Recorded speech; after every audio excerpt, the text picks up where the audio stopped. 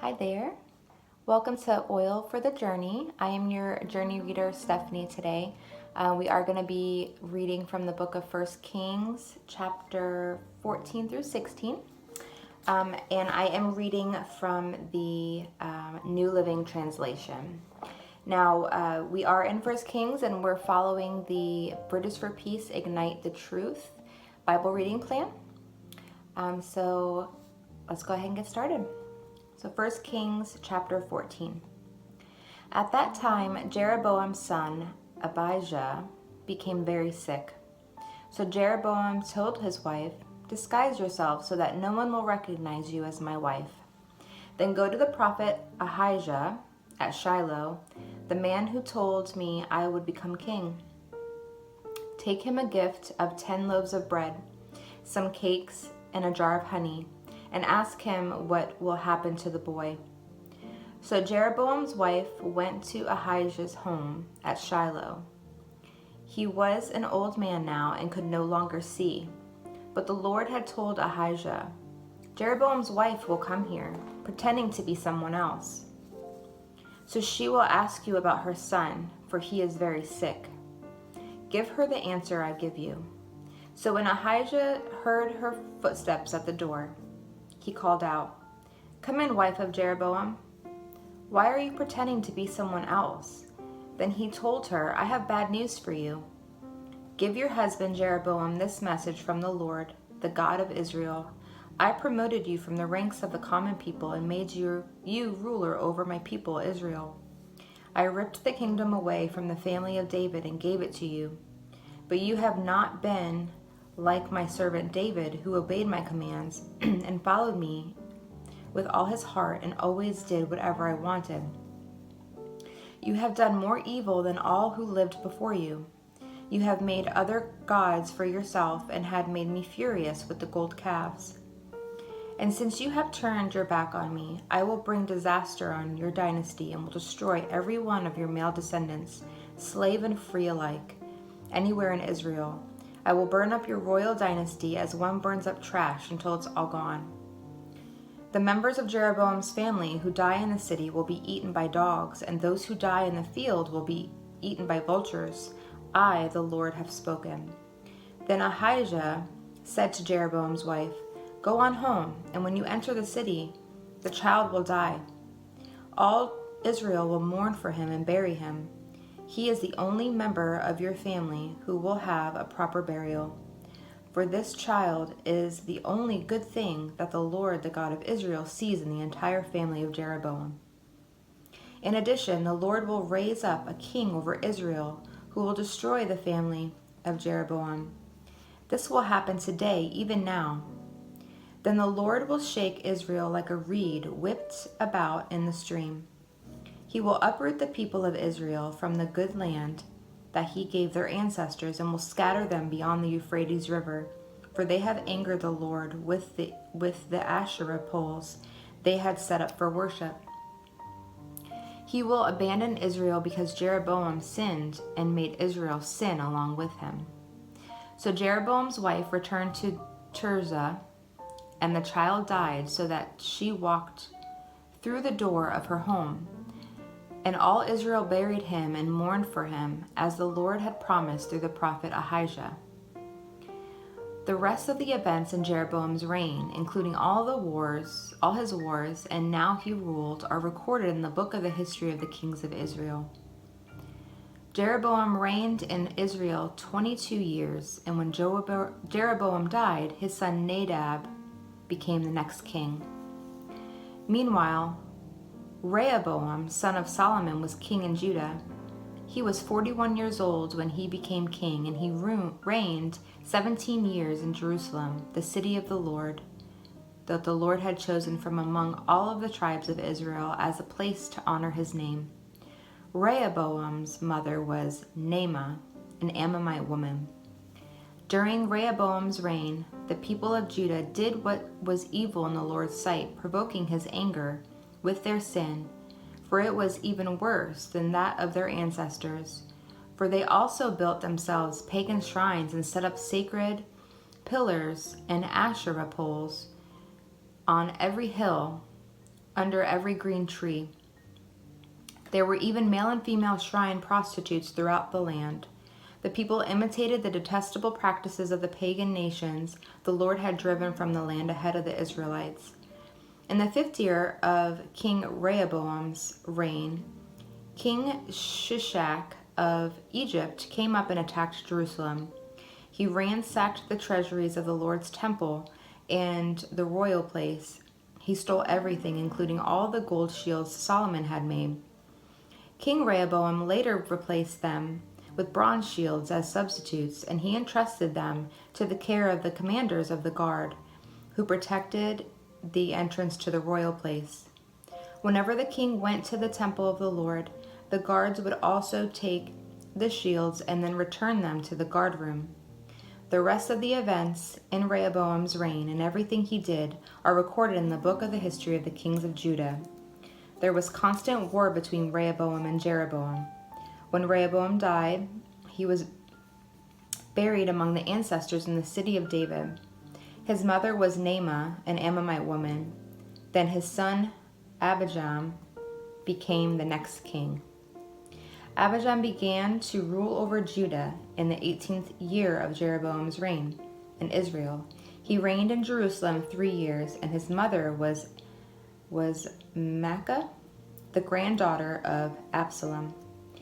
He committed the same sins as his father before him, and he was not faithful to the Lord his God, as his ancestor David had been.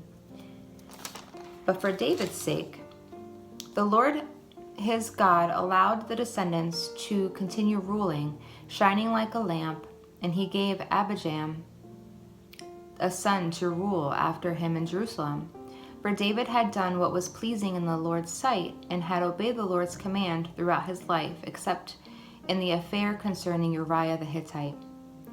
There was war between Abijam and Jeroboam throughout Abijam's reign. The rest of the events in Abijam's reign and everything he did are recorded in the book of the history of the kings of Judah.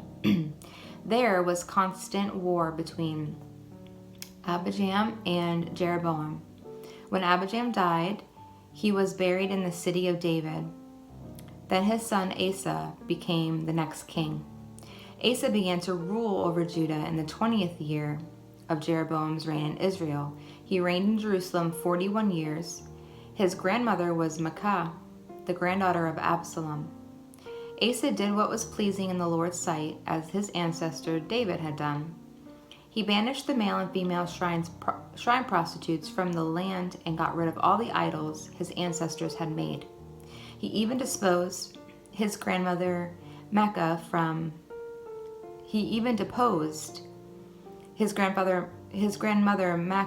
her position as queen mother, because she had made an obscene Asherah pole. He cut down her obscene pole and burned it in the Kidron Valley. Although the pagan shrines were not removed, Asa's heart remains completely faithful to the Lord throughout his life. He brought into the temple of the Lord the silver and gold and the various items that his father had dedicated. There was constant war between King Asa of Judah and King Baasha of Israel. King Baasha of Israel invaded Judah and fortified Ramah in order to prevent anyone from entering or leaving King Asa's territory in Judah. Asa responded by removing all of the silver and gold that was left in the treasuries of the temple of the Lord and the royal place. He sent it with some of his officials to Ben-Hadad, son of Taberman, son of Hezion, the king of Aram, who was ruling in Damascus, along with this message: "Let there be a treaty between you and me, like the one between your father and my father. See, I am sending you a gift of silver and gold. Break your treaty with King Baasha of Israel, so that he will leave me alone." Ben-Hadad agreed to King Asa's request and sent the commanders of his army to attack the towns of Israel. They conquered the towns of Ijon, Dan, Abdelbeth, Maacah, and all Kinnereth, and all the land of Naphtali. As soon as Baasha of Israel heard that was happening, he abandoned the project of fortifying Ramah and withdrew from withdrew to Tirzah. Then King Asa sent an order throughout Judah requiring that everyone, without exception, help to carry away the building stones and timbers that Baasha had been using to fortify Ramah. Asa used these materials to fortify the town of Geba in Benjamin and the town of Mizpah. The rest of the events in Asa's reign, the extent of his power, everything he did, and the names of the cities he built are recorded in the book of the history of the kings of Judah. In his old age, his feet became diseased. When Asa died, he was buried with his ancestors in the city of David. Then Jehoshaphat, Asa's son, became the next king. Nadab, son of Jeroboam, began to rule over Israel in the 2nd year of Asa's reign in Judah. He reigned in Israel 2 years, but he did what was evil in the Lord's sight and followed the example of his father, continuing the sins that Jeroboam had led Israel to commit. Then Baasha, son of Ahijah, from the tribe of Issachar, plotted against Nadab and assassinated him while he and the Israelite army was laying siege to the Philistine town of Gibbethon. Baasha killed Nadab in the 3rd year of King Asa's reign in Judah, and he became the next king of Israel. He immediately slaughtered all the descendants of King Jeroboam, so that not one of the royal family was left, just as the Lord had promised concerning Jeroboam by the prophet Ahijah from Shiloh. This was done because Jeroboam had provoked the anger of the Lord, the God of Israel, by the sins he had committed and the sins he had led Israel to commit. The rest of the events in Nadab's reign and everything he did are recorded in the book of the history of the kings of Israel. There was constant war between King Asa and Judah and King Baasha of Israel. Baasha, son of Ahijah, began to rule over all of Israel in the 3rd year of King Asa's reign in Judah. Baasha reigned in Tirzah 24 years, but he did what was evil in the Lord's sight and followed the example of Jeroboam, continuing the sins that Jeroboam had led Israel to commit. Chapter 16. This message from the Lord was delivered to King Baasha by the prophet Jehu, son of Hanani. I lifted you out of the dust to make you ruler of my people, but you have followed the evil example of Jeroboam. You have provoked my anger by causing my people, Israel, to sin. So now I will destroy you and your family, just as I destroyed the descendants of Jeroboam, son of Nebat. The members of Baasha's family who die in the city will be eaten by dogs, and those who die in the field will be eaten by vultures. The rest of the events in Baasha's reign and the extent of his power are recorded in the book of the history of the kings of Israel. When Baasha died, he was buried in Tirzah. Then his son Elah became the next king. The message from the Lord against Baasha had his family come through the prophet Jehu, son of Hanani. It was delivered because Baasha had done what was evil in the Lord's sight, just as the family of Jeroboam had done, and also because Baasha had destroyed the family of Jeroboam. The Lord's anger was provoked by Baasha's sins. Elah, son of Baasha, began to rule over Israel in the 26th year of King Asa's reign in Judah. He reigned in the city of Tirzah for 2 years. Then Zimri, who commanded half of the royal chariots, made plans to kill him. One day in Tirzah, Elah was getting drunk at the home of Arza, the superior of the palace. Zimri walked in and struck him down and killed him. This happened the 27th year of King Asa's reign in Judah. Then Zimri became the next king. Zimri immediately killed the entire royal family of Baasha, leaving him not even a single male child. He even destroyed distant relatives and friends. So Zimri destroyed the dynasty of Baasha as the Lord had promised through the prophet Jehu. This happened because of all the sins that Baasha and his son Elah had committed, and because of the sins they had led Israel to commit. They provoked the anger of the Lord, the God of Israel, with their worthless idols. The rest of the events of Elah's reign and everything that he did are recorded in the book of the history of the kings of Israel. Zimri began to rule over Israel in the 27th year of King Asa's reign in Judah. But his reign in Tirzah lasted only 7 days. The army of Israel was then attacking the Philistine town of Gibbethon. When they heard that Zimri had committed treason and had assassinated the king, that very day they chose Omri, commander of the army, as the new king of Israel. So Omri led the entire army in Israel up from Gibbethon to attack Tirzah, Israel's capital. When Zimri saw that the city had been taken, he went into the citadel of the palace and burnt it down over himself and died in the flames. For he too had done what was evil in the Lord's sight. He followed the example of Jeroboam and all the sins that he had committed and led Israel to commit. The rest of the events of Zimri's reign and his conspiracy are recorded in the book of the history of the kings of Israel. But now the people of Israel are split into 2 factions. Half the people tried to make Tibni, son of Ginneth, their king, while the other half supported Omri. But Omri's supporters defeated the supporters of Tibni. So Tibni was killed and Omri became the next king. Omri began to rule over Israel in the 31st year of King Asa's reign in Judah. He reigned 12 years in all, 6 of them in Tirzah. Then Omri bought the hill now known as Samaria from its owner, Shemer, for 150 pounds of silver. He built a city on it and called the city Samaria in honor of Shemer. But Omri did what was evil in the Lord's sight, even more than any of the kings before him. He followed the example of Jeroboam, son of Nebat, in all the sins he had committed and led Israel to commit.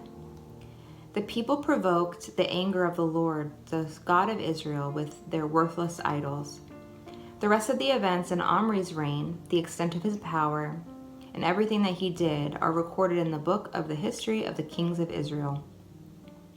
When Omri died, he was buried in Samaria.